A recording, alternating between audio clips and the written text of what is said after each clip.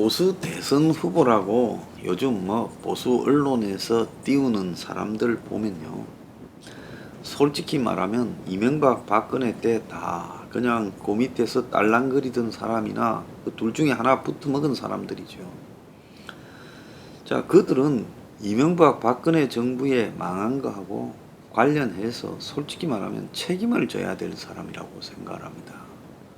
사람이 체면이 있어야 되는 부분이 저는 중요하다고 보고요.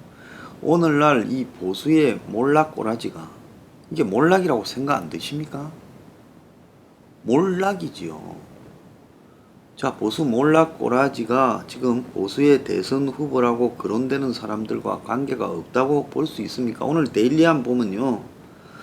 자, 거기에 보수의 후보라고 사진 올려놓은 사람을 제일 위에 이제부터 보면 홍준표, 김태호, 나경원, 유승민, 원희룡, 안철수, 황교안, 윤석열, 그 다음에 김동연, 홍정우, 오세훈 이런 사람들을 갖다가 쭉 열거 해놨어요. 그 다음에 거기다가 이제 또 김병준이도 쓱 넣어놨습니다. 그래서 제가 이런 사람들을 보면서 자, 이 사람들은 박근혜 이명박 때 지 목소리 한번 제대로 못 낸 사람들이에요. 그러지 않습니까? 박근혜나 이명박이한테 이래 가면 안 된다. 보수가 현재 제대로 바뀌고 혁신해야 된다. 이런 목소리 한번 못 냈다. 왜? 그 사람들한테 그냥 잘 보여갖고 적당히 어느 위치까지 올라가 볼 거라고 딸랑딸랑 한 사람 아닙니까? 근데 미통당, 새누리당, 한국당에 있던 사람들은 좀 빼고 나중에 이야기하고요. 김동연이를 언급을 하고 김병준을 언급을 하고 그 다음에 안철수를 언급을 합니다. 근데 여기서 나머지 김병준이라는 사람 별 영향가도 없으니까 빼고 김동연을 가지고 또 띄우는 사람도 있어요. 김동연이가 누굽니까?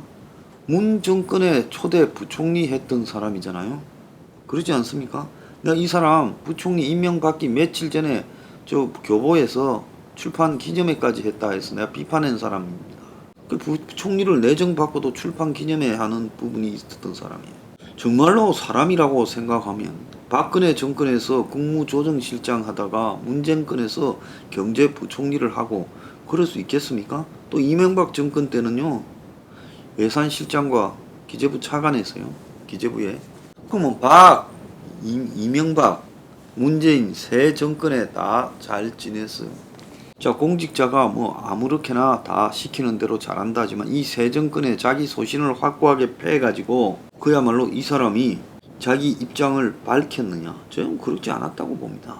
결국은 문 정권이 자기가 보니까 끝까지 잘 될 것 같지 않다. 근데 할 것은 다 했고 더 올라갈 것 같지도 않다.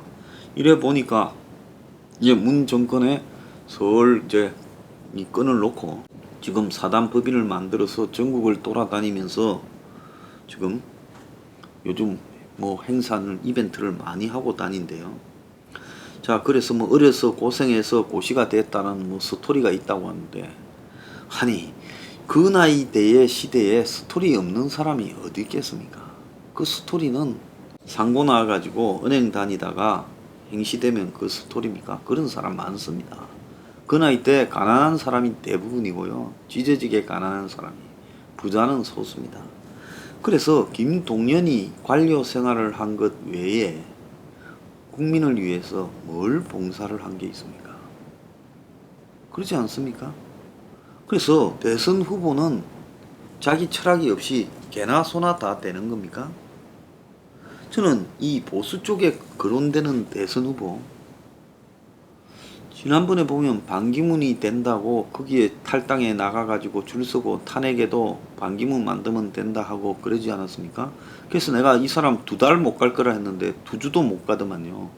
그래서 공무원 중에 제일 출세해서 세계 공무원들의 두목격이 된 반기문도 결국은 한국의 대선판에 갖다 놓으니까 허접하기 거지없었다는 겁니다. 그럼 왜 그런 줄 아십니까? 사람들이 반기문을 유엔 사무총장일 때 그 사람의 책을 자서전을 보고 애들한테 읽어줘서 너도 저리 훌륭한 사람이 되라 한 것과 그 사람이 한국의 대선에 나오겠다 했을 때 대통령으로서 그 사람을 생각하는 국민의 시각이 완전히 달랐다는 거예요. 물론 반을 죽이기 위한 언론 공작도 조직적으로 전개된 부분도 있지만은 그렇다고 해가지고 그렇게 순식간에 빠져버립니까? 그거는 뭔가 하면 자리가 높다거나 관직에 높이 있다라는 것과 국민들이 그 사람을 훌륭한 사람이다, 감이다라고 생각하는 것은 다른 문제다라는 게 분명히 있다는 겁니다. 그래서 보수의 대선 후보 앞에 언급한 사람 전부가 다 기득권 인물입니다. 이들 중에서 자신의 기득권을 놓으려고 노력했던 사람이 누가 있습니까? 안철수도 기득권이죠. 새정치 웃기는 소리예요. 안철수도 철저히 기득권 집안에 태어나서 기득권을 가지고 또 그걸 활용해서 떼돈을 벌었고 기득권입니다. 그래서 전부 기득권이죠. 홍정욱이도 그야말로 기득권의 대명사지요. 우리가 이름값으로 자리값으로 사람을 이렇게 지지했을 때 황교안 꼬라지를 보면서 보수를 다 말아먹은 황교안. 근데 지금 들리는 거는 또 정치판에 들어오려고 몸 풀고 다닌다 소리가 들려요. 몸 풀지 말고요. 그냥 자빠져 잠이나 자세요. 이 판이 그냥 아무나 개나 소나 와가지고 그냥 내가 총리했네, 대통령 권한 대행했네. 황교안에게 권한 대행은요, 자랑이 아니라 창피한 줄 알아야죠. 자기가 모시던 사람이 그 꼴이 되었으면 그 자기 탓도 절반은 있는 겁니다. 그러지 않습니까? 그래서 지금 이 보수판에 거론되고 있는 이 뭐 대권 후보니 뭐니 하는 자들, 이런 자들의 수준을 가지고 지금 이 변화한 시대에 적응될 수 있는 사람이 어디 하나 있어요. 갖다 놓으면 그 사람 머리가 시대에 걸맞게 바뀐 사람이 아까 제가 언급한 사람 중에 한 명도 없습니다.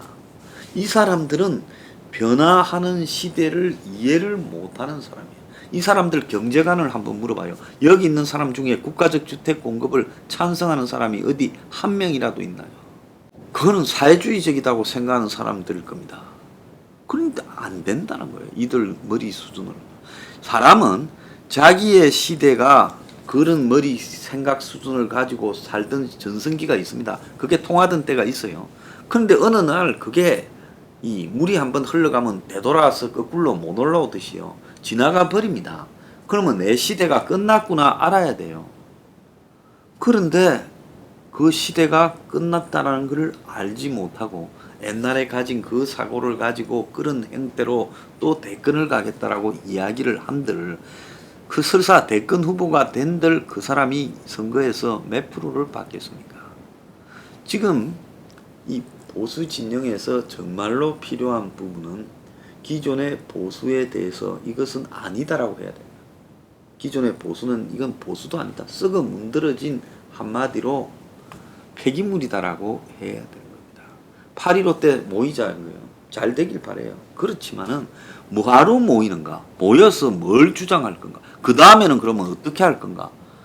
그래서 전부가 공감하는 가치에 대한 제시 없이 막연하게 문재인 몰아내자, 탄핵하자, 박근혜 다시 회복시키자 이런 걸 가지고 사람 모았을 때 전번에 조국 쫓아내자고 했지만 조국 쫓아내면 그러면 어떻게 할 것이냐.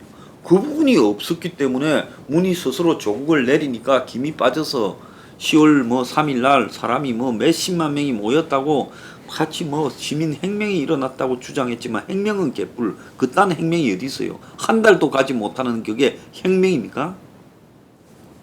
그냥 선동해서 사람 모은 거예요. 그래서 그런 형태로는 안 된다는 겁니다. 그래서 무엇 때문에 정치를 하는가? 변화하는 시대에 무엇을 내놓고 국민들에게 접근을 하는가 하는 자기 소명의식이라도 있어야 돼요. 내가 대통령 되고 싶어서 정치합니까? 제가 이 어려운 정당을 만드는 길을 가고 또 거기서 많은 사람들이 보편적으로 좋아하기보다는 그런 부분에 대한 기득권의 엄청난 방해와 엄해 그리고 반티들이 좌우에서 있을 거라고 보고 있어요. 그렇지만 내가 하는 이유는 내가 뭘 하겠다는, 나보다 좋은 사람이 엄청 많겠죠. 내가 뭐 그렇게 좋은 사람 아니니까. 그런 사람 중에 누구라도 내가 하겠다 하면 그러면서 이 가치를 갖다가 옳다고 생각하고 진심으로요. 그 가치에 공감하면 내가 언제든지 당신이 하라고 하고 그 자리를 넘겨줄 수 있어요. 자, 나는 그런 정신으로 이걸 합니다. 내가 뭘 하겠다고 이걸 하는 게 절대 아니에요.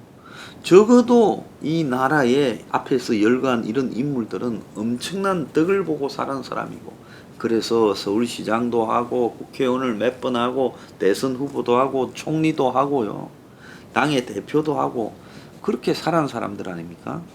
그러면 지금 뭘 더 하고 싶다고 하면 이미 벌써 흘러간 물들이에요. 그런데도 뭘 더 하고 싶다고 하면 들고 노는 거라도 기존의 보수가 아무도 다 기득권의 이해관계 때문에 말을 하지 않는 그 기득권을 깰 수 있는 이야기를 가지고 내가 해보니까 이런 측면이 우리가 반성하고 말을 안 했던 측면이더라. 이런 식으로 안 가면 이 나라가 존재할 수 없다. 그러니까 나는 되든 안 되든 이런 부분들을 가지고 보수에 충격을 줘서 기존의 보수가 변하기를 바라는 심정에서 대선에 나가보겠다. 이러면 말이 되지만은 그냥 옛날에 하던 이야기 또 가지고 나와가지고 이런 사람들을 데리고 총리 했니 부총리 했니 무슨 이런 값이 사람 정합니까? 황교안이가 이낙연이는 뭐 대단합니까? 그 선동꾼 이재명이한테도 흔들흔들 하고 있잖아요. 솔직히 말하면 크게 인성적으로도 좋은 평가도 받지 못하고 있고 문한테 예스맨이고 그냥 총리라는 자리에 있으나 없으나 똑같이 그냥 존재감 없이 앉아 있다가 가라고 시켜놓은 그런 사람 아닙니까?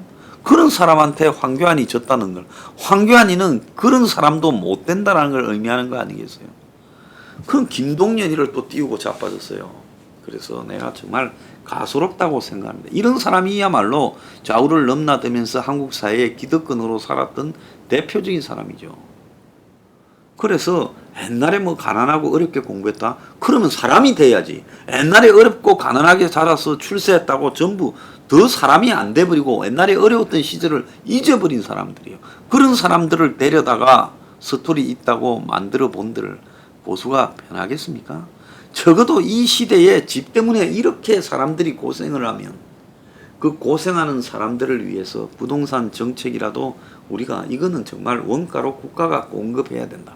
이런 소리를 할 수 있거나 이 한국의 노조가 이렇게 심각하면 민노총은 해체해야 된다고 주장을 하거나 일자리가 사라졌으면 이제는 국가 예산 가지고 지금 올해 원래 512조였는데 추경 펜션까지 해서 일부는 예산에 들어가고 일부는 빠졌습니다만 546조를 썼다는 거 아니에요.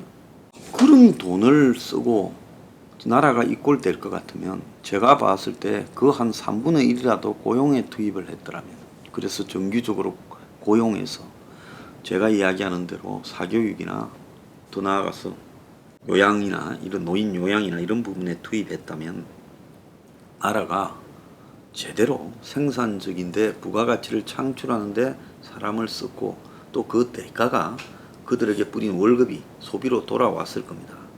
그럼 돈은 돈대로 쓰고 내용은 사라져버려서 해외 언론이 빈 학교에 전등불 끄는 희한한 일자리까지 만들고 있다고 외국에 지금 베네수엘라처럼 소개되고 있는 이 나라 현실 아닙니까? 자, 그래서 좀 나오지 마라.